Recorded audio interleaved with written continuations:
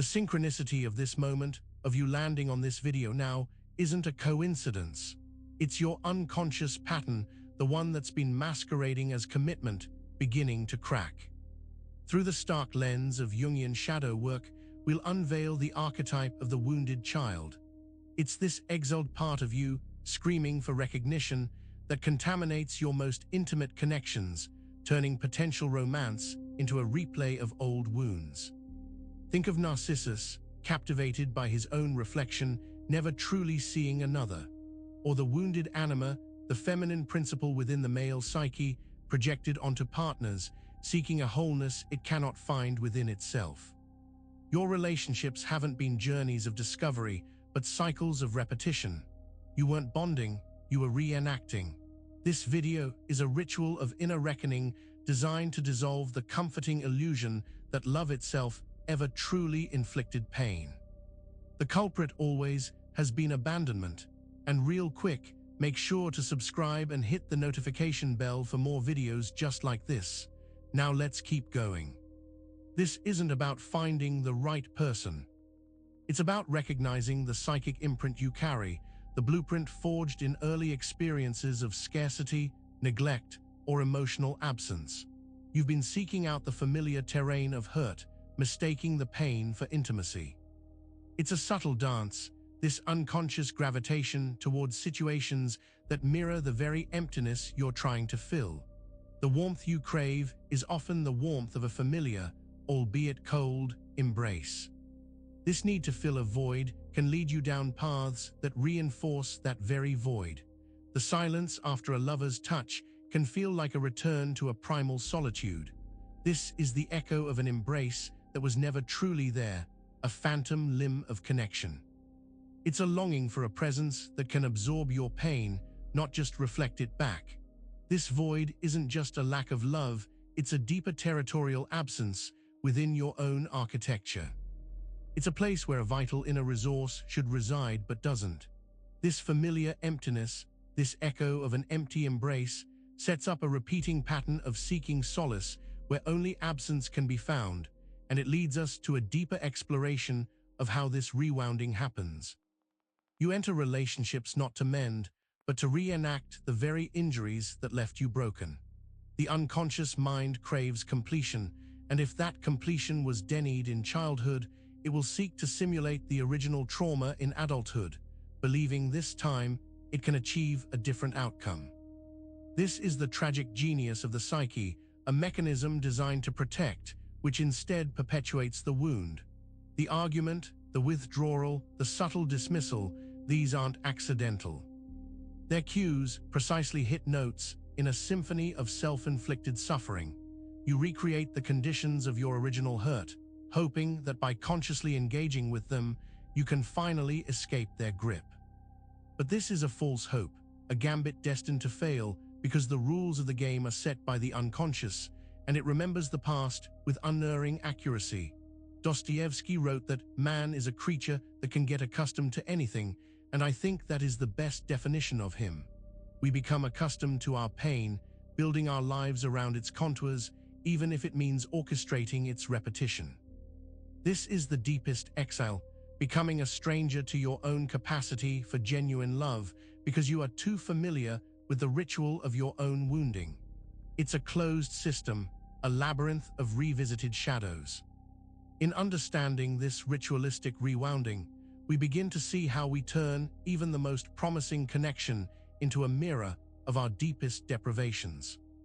This concept, drawing from Lacan's mirror stage, suggests an infant's first sense of self is formed by recognizing its reflection.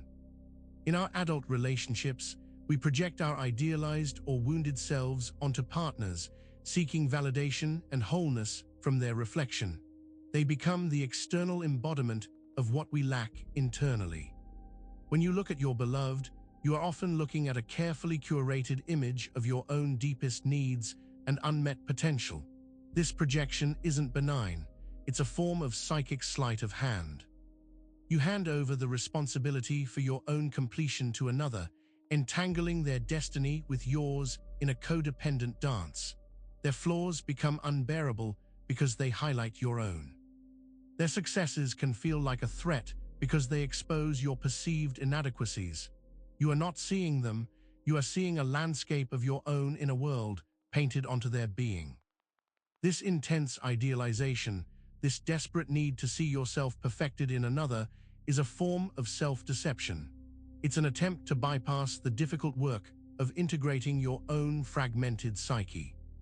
The gaze you hold is not one of unconditional love, but conditional recognition based on their ability to reflect back the image you wish to see.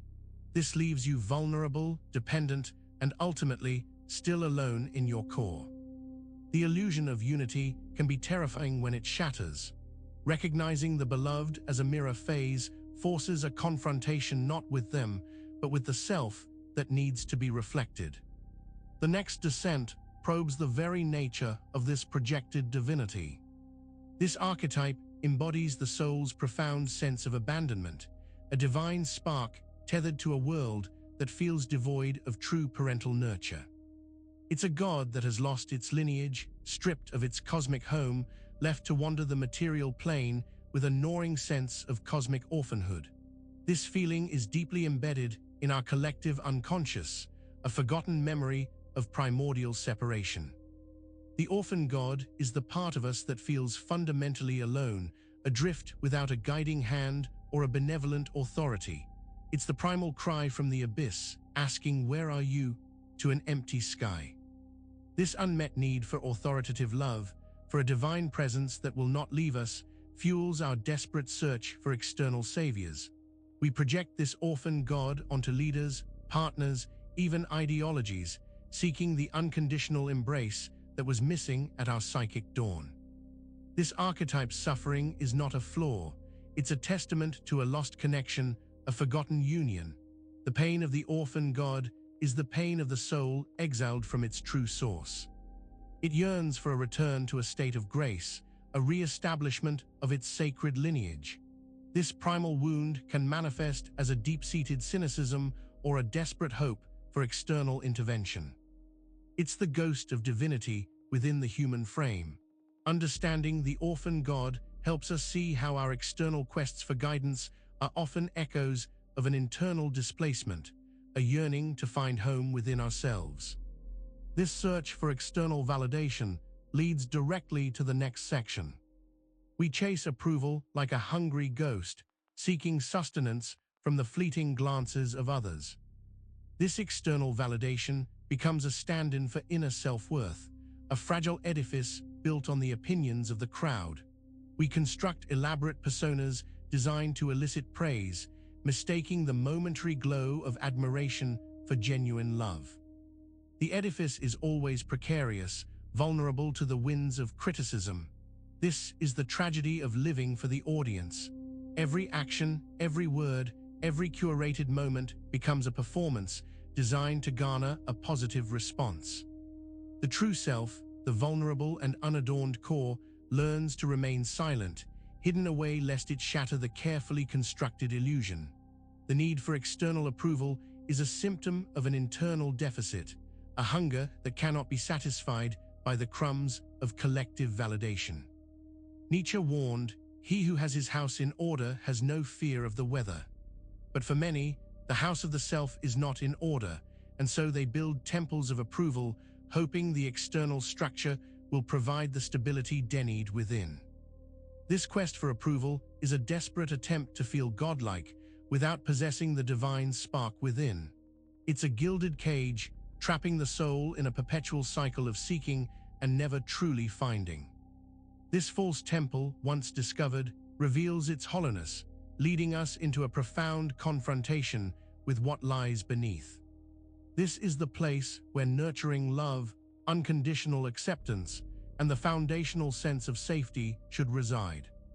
But if this primary source of comfort was absent, wounded, or conditional, it becomes a psychological tomb. Within this tomb lies not death, but a profound absence, a place where the capacity for self-soothing and innate worth was never allowed to bloom. When we enter relationships, we often seek to resurrect this lost inner mother externally. We look for a partner who will provide the safety, validation, and unconditional regard that was missing. But this external search is a futile attempt to awaken a tomb. The love we seek is not out there, it's a lost buried treasure within us, an embalmed potential. The tomb represents the deep well of grief for what was never provided by our earliest caregivers. The emotional silence from a partner can feel like being abandoned to this tomb all over again. It's not just rejection, it's a confirmation of the primal fear that we are fundamentally unlovable, unworthy of care. This inner silence is deafening, a perpetual reminder of the void where maternal grace should have been. It keeps us trapped in a cycle of seeking what can only be found by excavating our own inner landscape. This tomb, this profound absence, is the source of much of our psychological pain, pushing us towards a deeply ingrained amnesia. When we cannot integrate challenging aspects of ourselves, we exile them. These disowned parts are then projected onto others, strangers we believe embody these shadow qualities. This projection is a form of psychic defense, a way to avoid confronting our own internal complexities. It allows us to see fault, weakness, or ugliness outside ourselves, rather than within. This outward gaze is a form of amnesia. We forget that the traits we condemn in others often reside within our own unacknowledged self. We become so convinced of the external manifestation that we lose touch with the internal origin. The intensity of our judgment, the vehemence of our dislike, is often a direct measure of the repressed energy within us. It's a misdirection, a magical disappearing act of the self. Kierkegaard spoke of the sickness unto death, which is to not want to be oneself.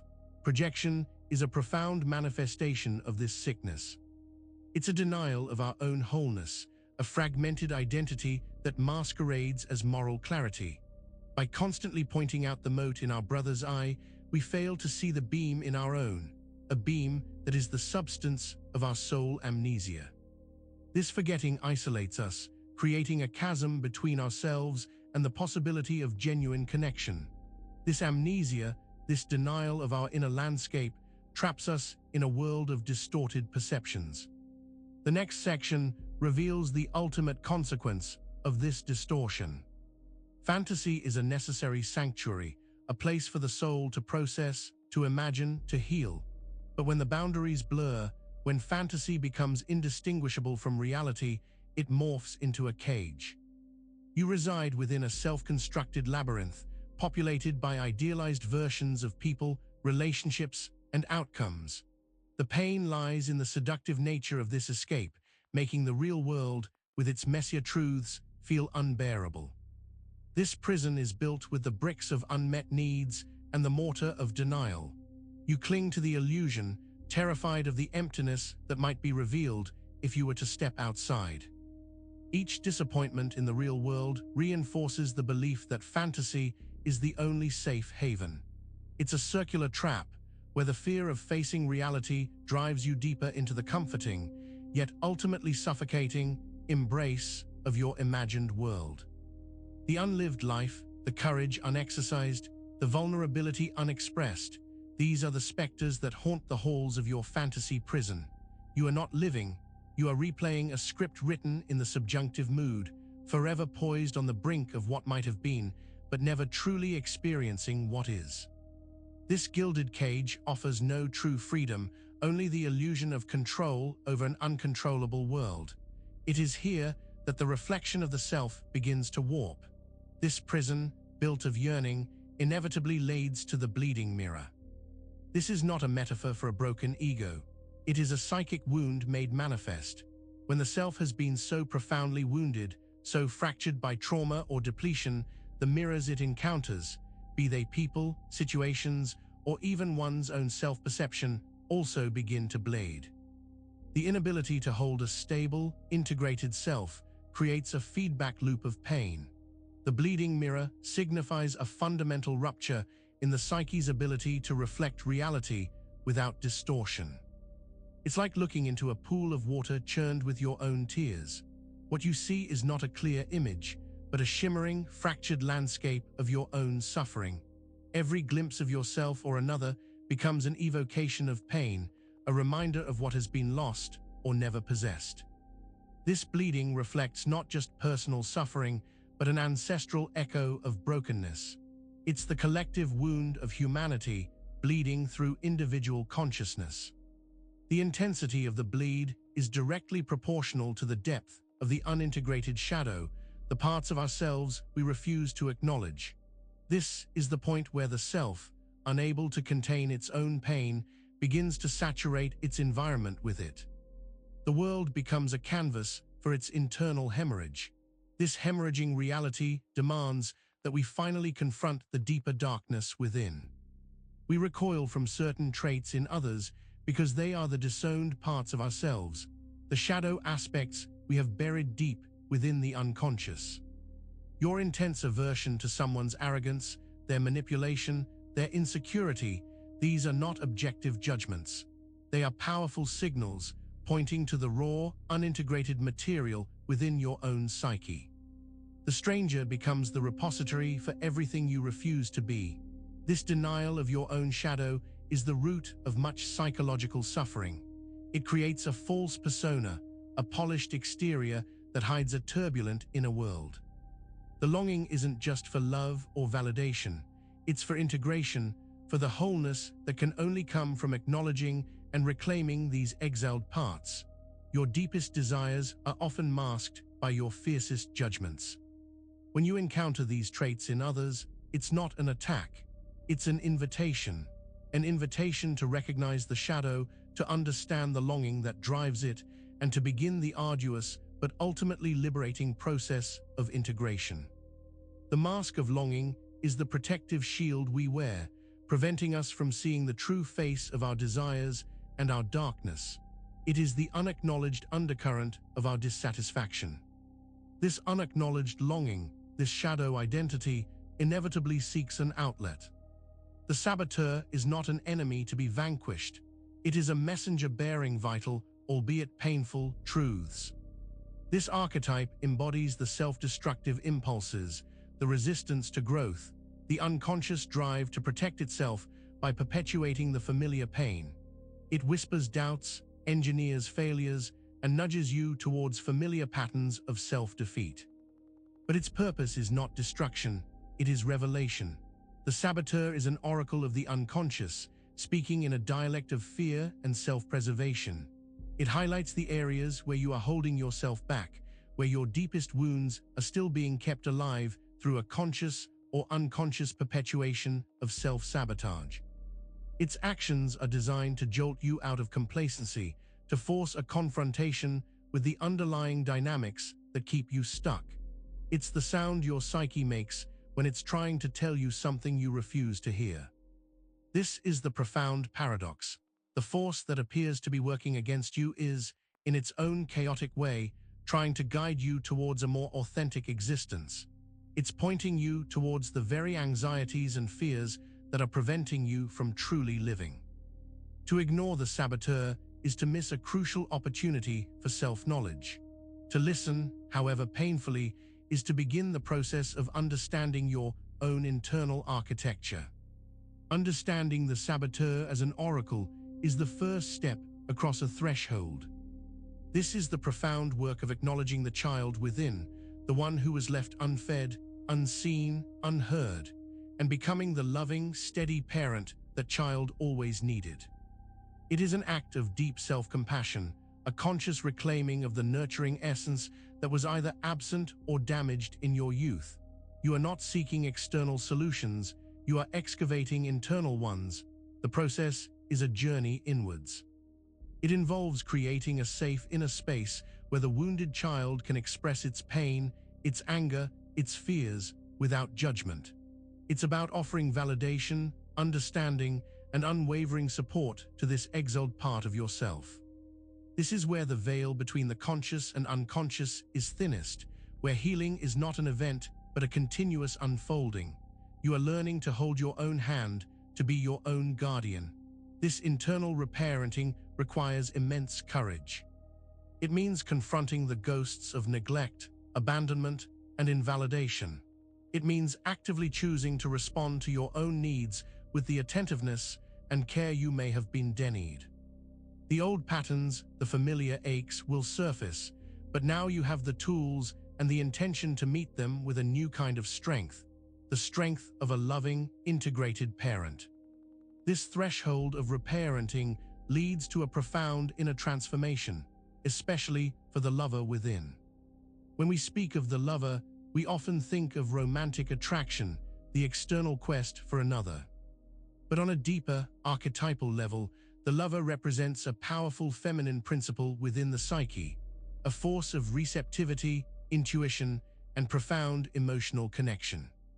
This descent occurs when the soul embarks on a journey to understand its own capacity for love, intimacy, and vulnerability. It's a brave exploration into the heart of oneself. This descent is often catalyzed by romantic relationships, but its true purpose is internal integration. The beloved becomes a catalyst, a mirror reflecting the lover's own unmet needs and deepest desires. It is through engaging with another that we are forced to confront our own capacities for passion, tenderness, and surrender. The intensity of romantic feeling is a signal beckoning us to explore the uncharted territories of our own emotional world.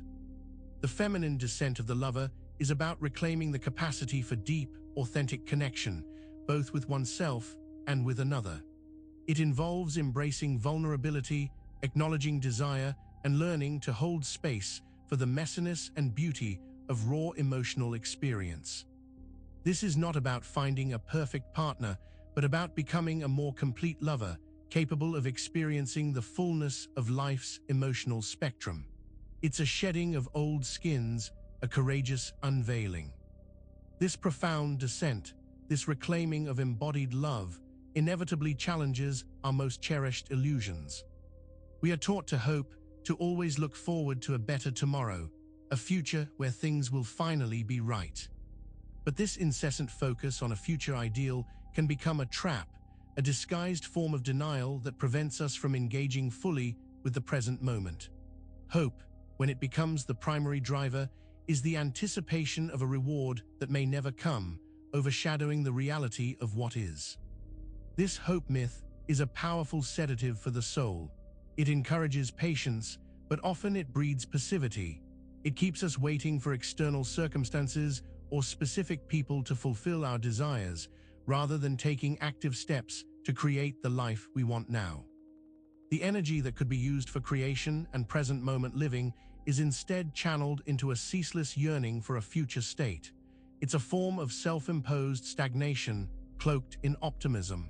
The death of this myth isn't about despair. It's about awakening. It's about realizing that true fulfillment lies not in the ever-elusive future, but in the fertile ground of the present. It's about embracing reality with all its imperfections and finding the power to act and create within its constraints. This profound shift frees us from the tyranny of waiting and allows us to inhabit our lives fully, now. The death of this hope myth opens us to a different kind of presence. And so, after all the searching, the longing, the self-sabotage, you arrive not at an answer, but at a profound silence. This is not the emptiness of absence, but the resonant stillness that arrives when the mind's clamor finally subsides.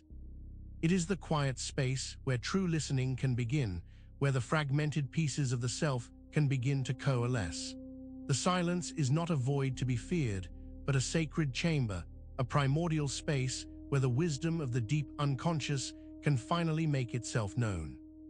It is the pause before the true parent, the integrated self, can return. In this silence, the echoes of past pain begin to fade not because they are resolved, but because they are no longer the dominant vibration. They are heard, acknowledged, and then allowed to rest. It is at this boundary between the noise of the ego and the quiet of the soul that transformation occurs. The veils lift, not with a crash, but with a whisper. The frantic search for external validation ceases, replaced by an internal sense of belonging. This silence is the fertile ground where the seeds of self-understanding, sown through the agonizing process of confronting our shadows and reclaiming our lost parts, can finally begin to sprout. It is the space where the archetypal parent within can finally emerge, not as a savior, but as a steady, nurturing presence. The journey has not ended, but has entered a new phase of being. Now that concludes this video. Make sure to subscribe for more videos and hit that notification bell so you never miss a new video. We'll see you in the next one.